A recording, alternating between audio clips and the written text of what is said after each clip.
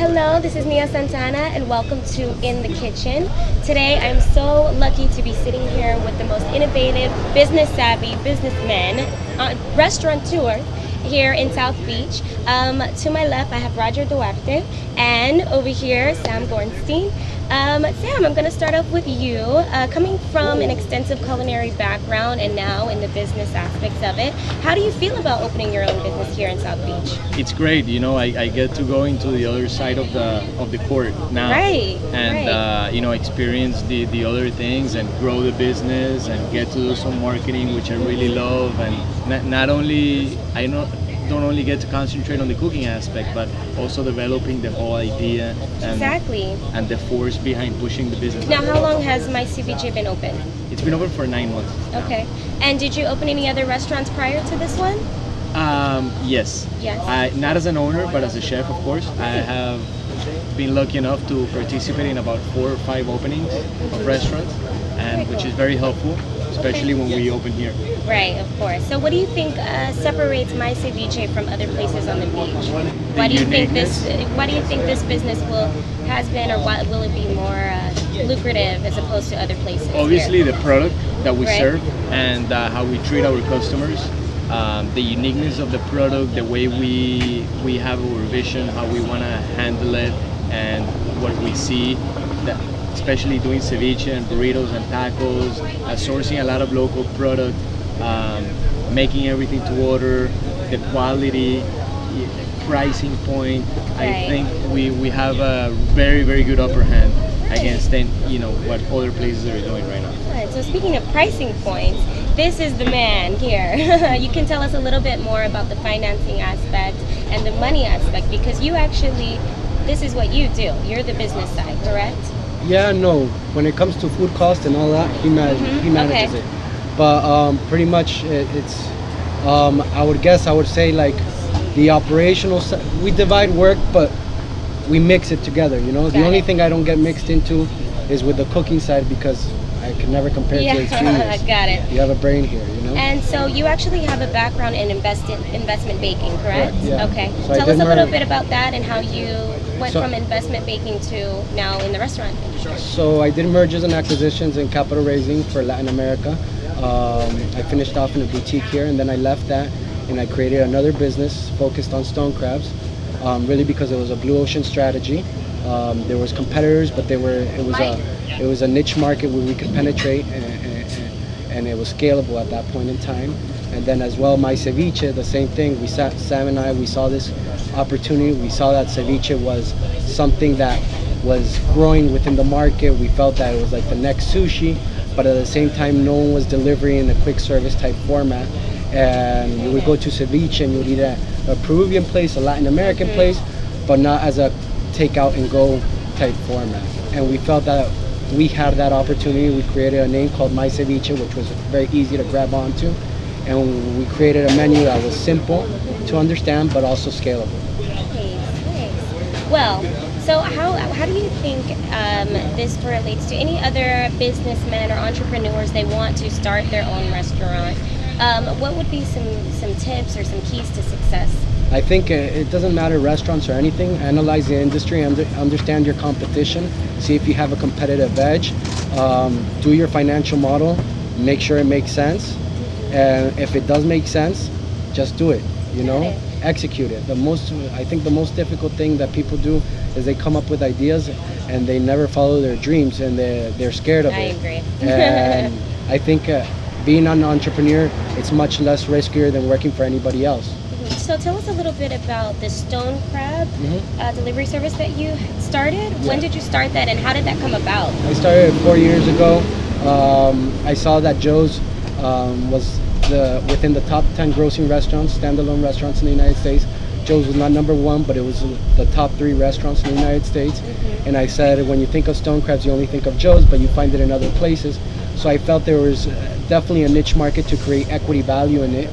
I did a little bit of reverse engineering to understand where I could find and source stone crabs. I found one of the largest wholesalers, vertically integrated with them to become their retail side, as they didn't have a retail side, and then created a brand and grew the brand through there. Okay, very nice. So my question, speaking of the food, Sam, what is What is your favorite dish in the menu? Ceviche. Oh, That's that's what such we're an known easy for. answer. That's what we do. And Okay. that's what And we breed. what sets your ceviche aside from any other place? Quality, sourcing, and freshness. What We are make some of your everything favorite good. ingredients? The citrus, of course. citrus. That's what divide the quality in ceviche, and then the quality of the seafood that we source. It's top of the line. So tell us a little bit about your menu. You have ceviche, you have the stone crab. What else Correct. do you? We have also salads, and we Okay. have burritos and tacos. Okay. And basically, the menu, the way it's built, it's like build your own. So you can Oh, come nice. here, have a lot of fun, build it the way you want, how you want to eat it. If you don't like onions, we take the onions out. If you don't want it more You spicy, cater to people. correctly. Very And good. we really wanted to offer our clients a way that they can come here and eat however way they prefer it. So, would you give any advice to any of the chefs out there and that have experience in the culinary side? They're fearful of starting their own business. Would you give them any advice? Of course, you want to always start small. Okay. I know almost every chef's dream is to have a very big restaurant, which requires a very large amount of capital investment, and it doesn't always turn out to be the best option. That's why restaurants are the riskier business to get into. Yes. 9 out of 10 restaurants will fail before the first year of operation. So you really want to be smart. You want to start small, control your expenses, and you grow the business organically. So, why do you think My Ceviche has been so successful so far? I think my ceviche has been successful definitely by the quality of the product. At the end of the day, what Sam and I bring to the table is past history, and they give us a one-shot opportunity. And Sam himself is his own brand, as an executive chef, Forbes 30 Under 30, James Beard nominated twice as Rising Star. And then me through my brand, George Stonecraft, they give us one shot, but then after that, it's all based on word of mouth, and you have to execute whatever you serve in a good way. So how was it teaming up for you two, coming from two completely different fields? Was it easy to integrate both of your ideas and form a good business plan, or have you had any challenges along the way? I think it's been since day one we knew it was a good fit. Love at first dollar. Yeah, no, and more than anything, I trust Sam 110%, and I know he can execute his side, and I feel that he trusts me. And we understood what we wanted to do, and we both put our core competencies, which are totally different, onto the table, and we just executed, And pretty much we have, at the end of the day, our vision changes here and there, but we have the same long-term and medium goals, as well as short-term goals as well. Great, and that would be good advice for any two people that would like to partner up and take a business venture. I think the most important thing, apart from don't have an ego, be able to roll up your sleeves in the beginning and start it off, like Sam said, in any business venture. Don't be ashamed of it, just kick it. Can you tell us a little bit about the investment process? I mean, Raising capital? Yeah, I mean, if you're gonna analyze your business, do a financial model. Based on an industry, it's measured in different key metrics. And this side, through My Ceviche, we didn't raise capital, but through George Stonecraft, we raised that first. I did a financial model, pro forma, projected at 5 years, then brought it to a 30-year valuation, got a 7 times EBITDA, because that's what the trading comparables were at that time, between 6 and 8. And the first thing you have to make sure whoever's investing in it has to like the concept and understand it, and take them step by step through that process, and put some skin into the game as well. That way they feel more comfortable. Got it.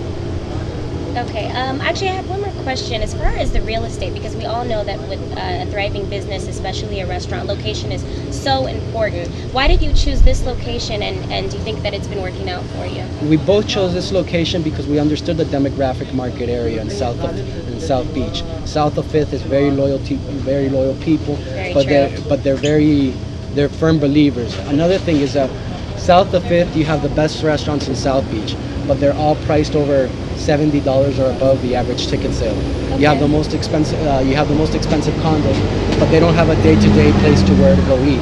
And feeling here, we felt that opening right here in this part of South Beach, we were going to build a very strong loyalty base. And at the end of the day, that's what it is. In a restaurant business like ours, it's all about saving the customer database so you can penetrate it. So Roger, I want to talk a little bit about maintaining profitability, you know, going from day one to now, and what you kind of look for as far as the future. We definitely feel, I mean, even since me and Sam started this project, we wanted to build something that was scalable, something that could not be measured by the square footage of this place, which is 250 square foot, but something that can be multiple locations, can be multiplied not only in South Florida, but in New York, different DMA market areas. Through that, we started off the first 3 months, 4 months, 5 months actually, with word of mouth. We opened, we were very, we stressed a lot in word of mouth. We didn't want to spend any marketing dollars because then we couldn't analyze what was coming through marketing dollar and what was coming through word of mouth, especially every month our revenue was growing month to month. When we started doing guerrilla marketing techniques. One thing was, for example, we have a spicy popcorn that everybody's pretty addicted to it. And the first day we opened, me and Sam went to the dog park. We felt that dog park owners or dog owners are people that have to take their dog 3 times out a day, and they like to talk between one of them, what's up, what's new, and they share that. So we gave them free popcorn, we told them who we are, what we do, and they gave us a shot, you know? It's very important to So that was your technique. That was the one of our, popcorn at the dog park. it's one of our skills, you know? You have to develop your own technique, apparently. Most definitely. Yes. Low budget, focus it, and believe in your product. I mean, if you don't believe in your product and what we do, there's no sense of opening. You have to be able to sell it to anyone on the street, right? Yeah, they have to be able to try it. And once they try Right. it, that's what sells. So it. how would you compare opening a business here in South Beach in comparison to bigger cities like LA or New York? Is there any differences? Yeah, I mean, we definitely feel, and this is another thing that we feel, both of us feel, the entry barriers here are much slimmer or lower because the competitive advantage that you have of the people here, it's not the same tenacity, not the same determination, not the same skill sets, and not the same mentality. People in New York, for example, are used to working 12 plus hours, are Very extremely determined. Their quality of life is not the same as here. People here focus more on quality of life, and therefore there gives a great amount of opportunities to succeed here. So a little birdie told me that we're going to be making some ceviche today. You're going to teach me. I don't know anything about making ceviche, so you have to teach me from scratch, and we can have our viewers learn with us as well. I'm really excited. I like my ceviche spicy, so Okay, well, let's make it. My ceviche is better than yours. Oh, I'm putting you to the test. No, I'm ready that's for the challenge. Um, All right, so I'm so excited. We're going to be making ceviche, correct. and here everything smells so fresh. Tell us a little bit about the ingredients that you have here. So what we have here is some octopus. Okay. That, as you know, octopus can get a little chewy. So what Yes. we do is we braise it, so Okay. to tenderize it, and then we put it down. We cut it for the ceviche, so Okay. that the octopus is cooked. But we have some local fish here, which right now what we have is some river Okay. you can find here, and that's completely raw. Like anything else? We slice it very thinly for the ceviche. Okay. And so basically here what we have is all the ingredients that you need to make the ceviches that we have on the menu. Don't let the tentacles scare you guys, okay? So you like octopus, right? Yes. That's one of the favorites. You gotta be fearless here in Miami. Just go for it. So let's make how about an octopus and fish? All right. Perfect. Do it. So we're Just gonna give me add everything. So we're gonna add the seafood there, and then what we do is we add some of the jalapenos, these are chopped jalapenos. Okay. Put that in. What are some of your favorite ingredients? Oh, definitely the jalapenos. Ah, And cilantro. my type of guy. Yeah. Cilantro is you can't take it out of ceviche. That's like a must. Because it adds the freshness. So Right. on your order? And then the onions, obviously, they add that. So make sure you bring gum. Especially if you're on a date here at my ceviche. Some crispy shaved onions. Okay. And then add a little tomatoes, some grated tomatoes. So do you put it on the tomatoes or is it just... No, these are grated tomatoes that we split in half. Okay, well, And that's we're pretty fine. much it. We added for texture and flavor. Okay. So tell us a little bit about this. The sauce. We're out of shrimp Very right now. important, salt. You know, it doesn't Okay. add flavor, but it enhances the flavor. Okay. Very nice. Okay. In this case, the seafood. Okay. So we have 6 different sauces. Wow.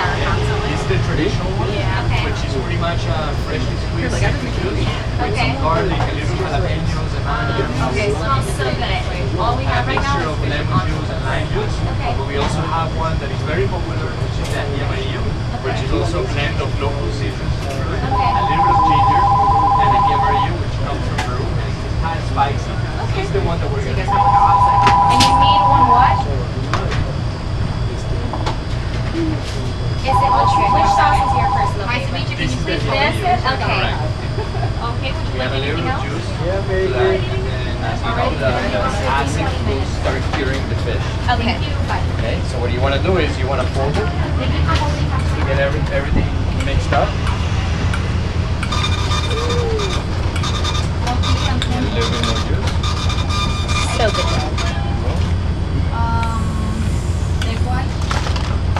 Okay, and this is pretty much it. So now what we're gonna go ahead is we're gonna serve it. There you have ceviche.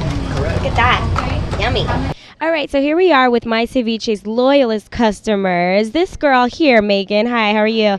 They have actually nicknamed her Ceviche Girl because that's how many times she likes to come here. How many times do you come here a day?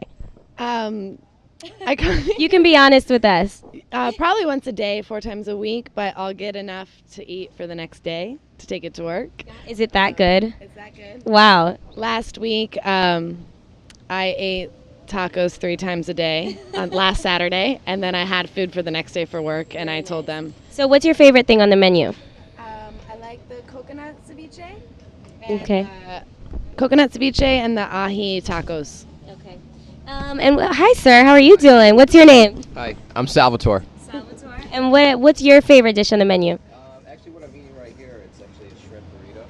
Very good. Yeah, it's very good. The ingredients are very fresh, and it's very tasty. How often do you come here? A couple times a week. Yeah. Really? Is that the truth? Or are you being modest? No, that's pretty modest. Yeah. Okay. Yeah. Nice to meet you. And what about you? You don't have any food on you anymore. She's holding it. I ate it so fast, so I finished it before the So apparently it is that good that you just had to devour it. It's delicious. I did, yeah. So what is your favorite thing on the menu? The shrimp tacos and lettuce wrap. And how many times do you come to my ceviche? Probably twice a week, every week. Well, nice to meet all of you, and thank you for sharing your lunches with us.